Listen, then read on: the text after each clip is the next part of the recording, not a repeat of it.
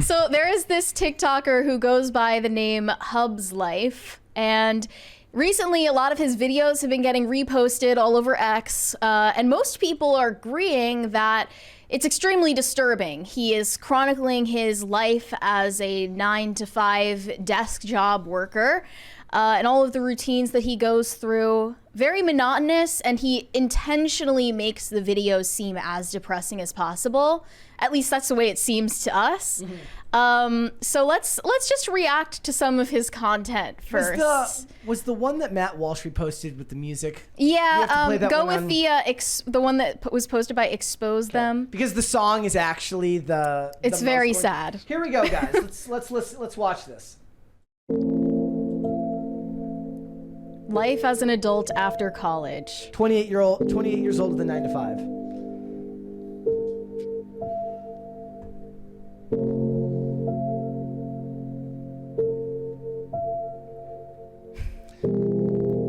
Gets a quesadilla. He really is. When you look at him underneath, he is just Shane Cashman.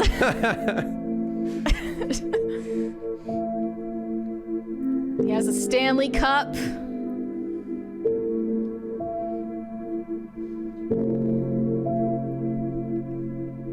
Like, it's just designed to make you feel empty inside.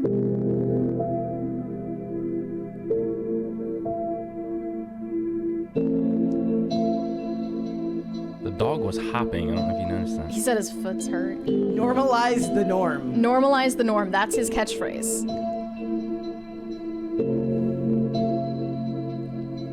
It's a nice house. That's what a 9-to-5 gets you. He watches the weather. Look, everything. There's literally nothing wrong about this. I'm going to point I this out. disagree.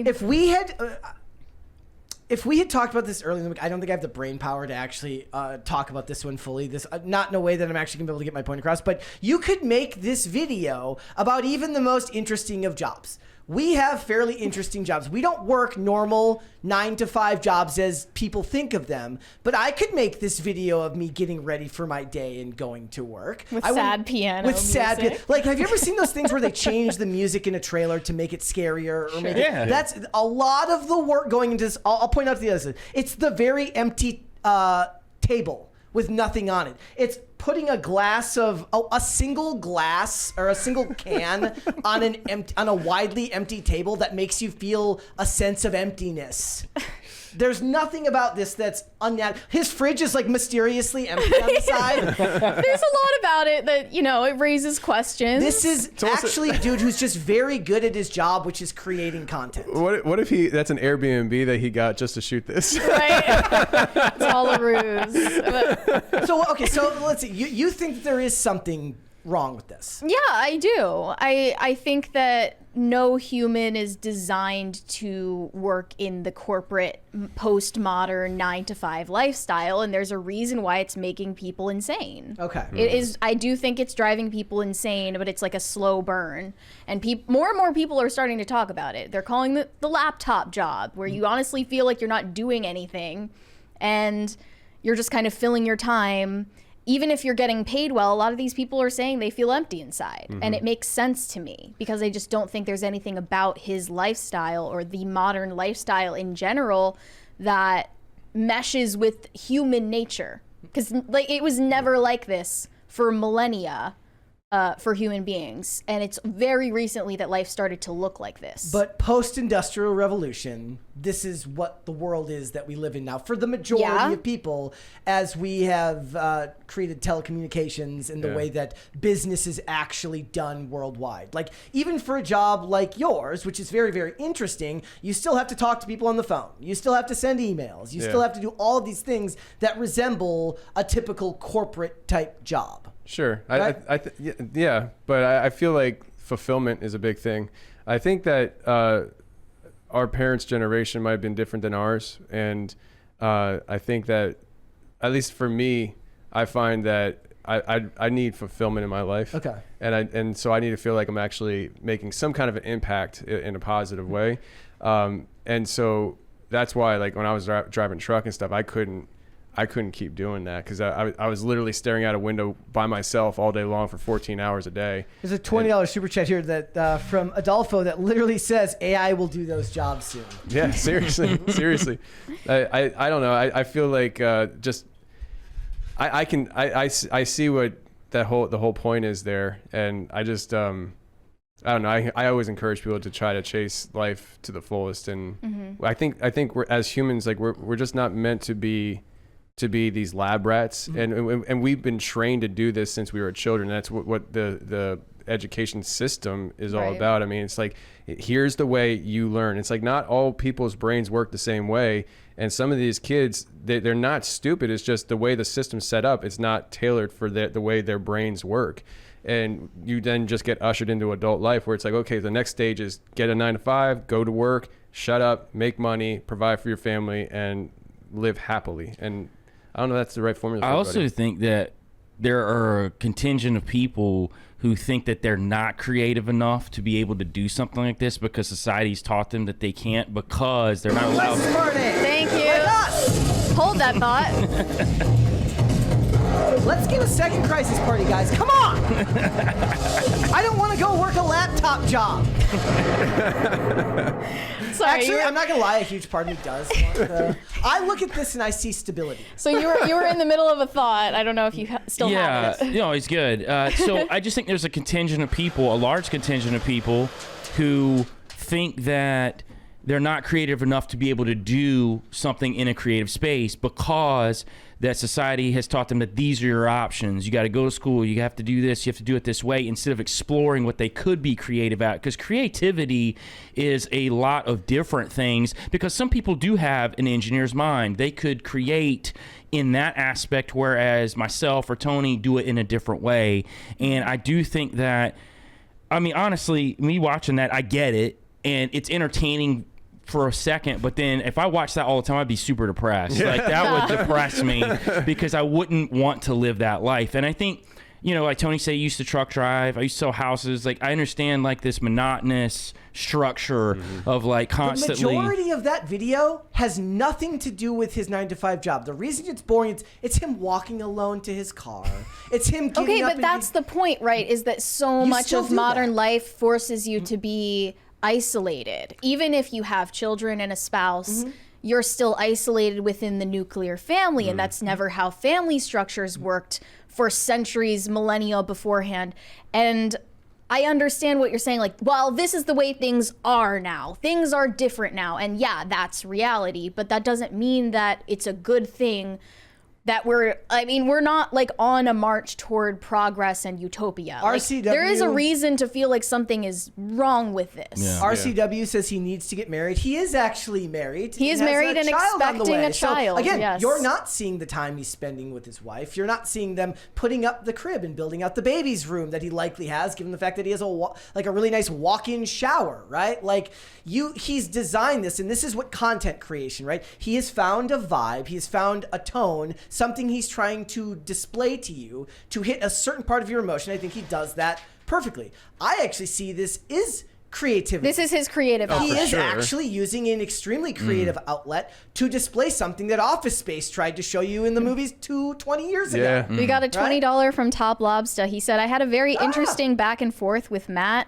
He's wrong, but Daily Wire needs subscribers and not questioners. Well, since you say that, I'll read out Matt Welsh's response to this. He said, the reaction to this guy's videos are so over the top and hysterical that I have to assume everyone must be joking. It's literally just a video of a guy going to work, doing some errands, and coming home. What is disturbing about it? What is he supposed to be doing every day?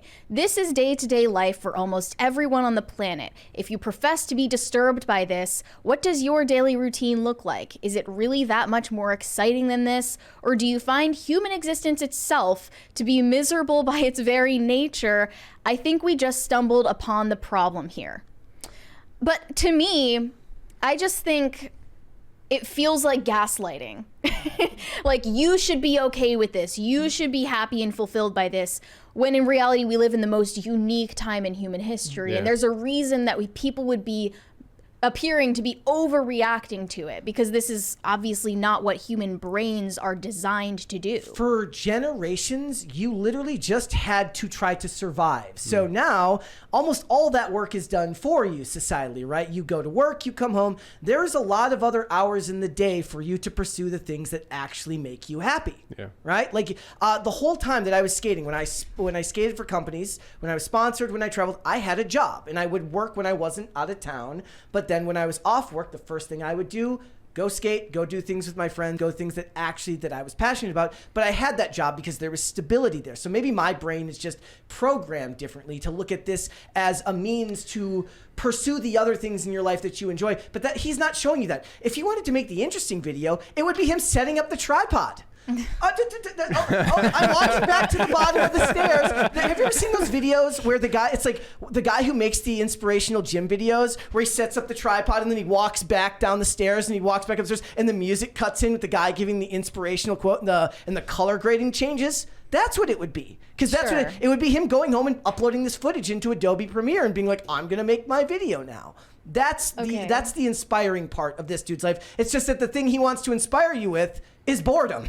Okay. I mean, I just think that there's something we've lost out on in modern life. There's a hidden spiritual poverty in the way that this lifestyle is designed, where you only have 4 hours for those personal pursuits. When in reality, I just think people were happier when they were responsible for creating their own subsistence. And survival mode actually wasn't what you're making it sound like, you know? It wasn't? Like, I think that people felt more fulfilled when they were responsible for their own subsistence. So they had to actually, so if all your life was designed around making sure you had enough food, making sure you had shelter, and getting those basic human needs met before you could do anything else, like there's a meditative practice in all of that. Like, those think videos about would the look way boring too. I'm sure, but like there was actually room for contemplation and conversation and community in that lifestyle that we've lost out on now. And I just think that there needs to be some reverence paid to that, because there is a reason why you should feel, I mean, maybe if you're happy living this lifestyle, that's fine. But to tell people you should feel fulfilled by this, that feels like gaslighting. So Matt's comment saying that you should. This is fine. There's nothing wrong with this. This is what we're designed to do. Maybe the idea is that it is fine, but it's also fine if this doesn't fulfill you and you can go and pursue the things that you want. But there's nothing about modern life that facilitates that possibility. Makes it as hard as possible to do that. That's what I'm saying. It's just that's what I think is wrong with the way society is designed now. And like, why do you think housewives started going crazy? Because the Industrial Revolution took away all of the tasks that they did in the household, and then feminism happened. Because I think like the Industrial Revolution in a lot of ways made women dissatisfied and engendered the feminist ideology. And I don't know if people are really thinking in those retroactive steps here. I feel like the guy wouldn't have the ability to make these videos if he didn't have the rest of a life that was so on autopilot that he found a creative way to take the autopilot aspects of his life and turn it into a creative outlet. Other people do it in different ways. Like I always point out to you, I was like, look, right now, the greatest place if you want to look at sketch comedy is Instagram or YouTube, which is where you find actual outlets for creativity, which you don't see in the movies and television anymore because there's too many handcuffs on stuff like that. And the ease of access that society has created through all of these things that perhaps have eroded community and other things make those outlets possible. So that's in their way how they search for that outlet for them. But like you said, that's not like it wasn't enough for you. You weren't able to just work that life and go on about it. But when I started, though, I found it so fulfilling. When I started driving truck, I was excited about it because I knew what the opportunity held. So like when you're trying to figure things out, you don't know until you know kind of thing. And I was excited. Like I was like, I'm the son of a trucker. I know the industry. I know I'm going to make good money for the first time in my life. I'm going to be able to provide for my wife. We didn't have any kids yet and all this stuff. And then you get behind the wheel and you do it for a few years. And yeah, there's a pride in being able to make sure that the bills are taken care of and there's less stress financially, but at the cost of driving a truck by yourself for 14 hours a day, not having a life, and not knowing when you're going to get home for anything because you don't leave until your boss says that you're allowed to be done. And so like it's like a soul sucking environment that I found myself in, that I got to the point where I was like, I'd rather have a lifestyle outside of the money that and find the joy in the people around me than the pursuit of a career. And so I was like, I'm just going to start a podcast and see where it goes. Yeah. We got a $20 from AJR. He said, Mary's rosiness next to her eyes almost makes me think she's human. Hail Ghost Girl. So you're like, I don't know how to feel about half that. ghost, I was going to say, geez, you had to read that yourself. half ghost, half human. Yeah. I saw a picture the other day, a snarky comment about it's these 4 dudes who clearly just played a round of golf and they've all got white like hats on backwards, and the joke is like, look at these finance bros, they're gonna go home and they're all gonna get jobs working at banks, and this was designed as like a look at these losers, they're a bunch of finance bros, and all the comments, half the comments were like, yeah, look at these losers, oh, they're so conformed, and the other half was like, yeah, and they're gonna marry 9s and 10s, and they're gonna have kids, and they're gonna have a life that fulfills them, and they're not gonna think twice about what you said about them on the internet. And I think a lot of it is like, for those people, yes, for those who are creative and feel a true drive towards outward creation, it's unattainable. They can't not do it. But for a lot of people, they don't think that way. Right, and that's what I was saying earlier. I think that people are they're designed differently. I think that generations of people are raised in different generations where you're geared to think certain ways, but then people themselves are individuals. Like there are people, I mean, like my dad, I mean, he's been driving truck for over 30 years. Like that's his career. That's what he does. And he's okay with that, And at the end of the day, I would still be driving truck right now if that was the only option I had on the table. And sounds like the same for you, right? Yeah, for sure. I mean, my mind's just always creating even when I'm trying to sleep. So it doesn't shut off. So it's, when you have that, you want to find an outlet for it. And I think sometimes you feel handcuffed by things like money and things that you need to make those things come up off the ground. So you got to find a way to do that. I think that creative people do, because they look at jobs more as like jump off points to help them get to another thing. I guess it just sucks that you have to. I think that's the part that I don't think you'd have to, though, if you realize the formula early on. If you figure that out soon enough, you don't set your life up to require the need for the amount of money that you're going to need. Right. You know what I'm saying? Like I think, but the problem is we're raised in an environment, brought up in an environment where it's just always like, when you graduate, what school are you going to go to? Right. Well, it's not always for everybody. And well, here's an example. So my sister has been in law enforcement for years, right? And she worked her way up the chain. She's one of the few lieutenants in the state of South Carolina. She went undercover narcotics for years, and she's very fulfilled. She loves that job. And it's, from the outside looking in, it's mundane, even though her part in it wasn't very mundane at all. She's an adrenaline junkie. But seeing her fulfilled, like I was back there a week ago, and seeing her and how much she loves the job and the drive for the job and what she's done, it is different for different people, but she is creating. She would go undercover as like prostitutes and all these different things, and she was creating in that sense. So I guess creation is different for different people.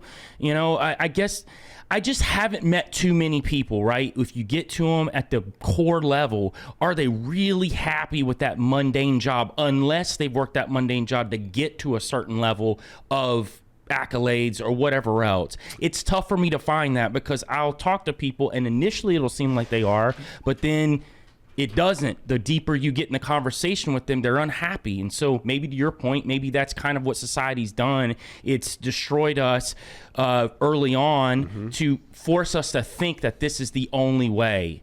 I feel like I don't remember where I heard this, but it was a story, really quick story here, but that somebody was at their dentist and they asked him, what made you want to become a dentist? Like what made you think that prying on teeth was what you wanted to do? And he's like, an 18-year-old decided he wanted to be a dentist, and that's what I do. And it's just like, I made a decision early in my life that affected the rest of my life, and that's where I'm at. And you, the human brain is great at just learning to cope and deal with and make the most of the situations that you've created for yourself. To your point, it's like the Walt Disney quote where he says, we don't make movies to make money. We make money so that we can make more movies, right? That's the idea for them. I do think that there's something to that, because even to me, I would almost have to put like a valuation on it. Like I see somebody working at Target or working at Walmart, and I'm like, I would never be able to do that again after doing this job.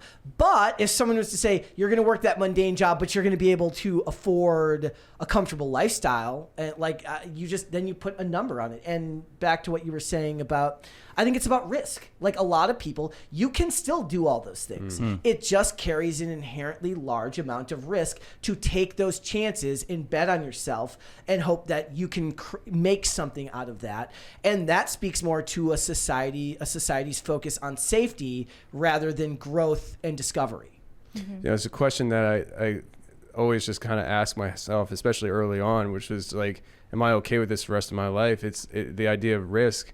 Like, I don't want to be on my deathbed one day or in my old age and being like, I really wish I would have tried this one thing just to see what would have happened. Maybe I'd still be here, but I at least know that I tried it. And that was like going with the risk thing. Maybe if people would be able to, think ahead on those kind of situations, and maybe they'd be more prone to take those risks on themselves just because they don't want to have the regret of not trying it. I mean, it can be scary doing things that you don't know how it's going to end up. But at the end of the day, it's like, man, if you believe in yourself and you think there's a chance, just try it and see what happens. I mean, you only get one shot at it. Well, that's a white pill. Yeah, it is. And like say the opposite version, this is the one that always annoys me, is I know a lot of people who are artists who they bitch endlessly on social media about how I just want to create all day, but capitalism, but having to survive. I'm like, bro, what do you want me to do about it? Like, bite me. Like, I'm not voting for UBI, so kick rocks. Like, that's what I see as the opposite version. Give me of this, UBI so I can finger paint all day. Everyone thinks that it's to say, everyone on UBI thinks that they're going to be the dude who's going to be a pro, who could be a musician. Yeah. If only they didn't have to go to their 9-to-5 job. We know that is not the actual fact. I've got a friend that is definitely on the opposite spectrum of me, like on a lot of like how I think about things, but a really good friend nonetheless. And he and I argue about this stuff. And I swear to you, he brought that up about UBI. And I'm like, hold up, man. He breaks down all this stuff about capitalism to me, and part of it makes sense, but then the other part's like, no, you're off. And then he goes into the fact that, well, I'm all about UBI, man, because then I could do the stuff that I really want to do. I'm like, but would you really? Because here's the thing, if you don't have the drive now, then why would you just magically have the drive then? Especially when the competition's greater. Exactly. COVID proved that false. Yeah. Exactly. Everyone is going to sit around and watch order DoorDash and watch Tiger King. Yeah.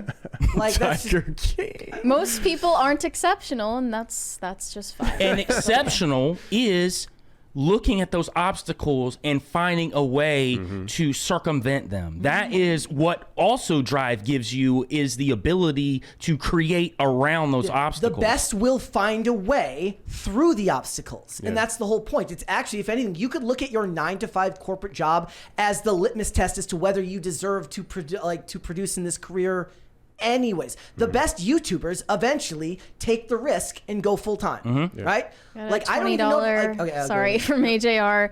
Would love to see more Mary memes. She's the best. There you go. Okay, sorry for interrupting the show for the simp. The best,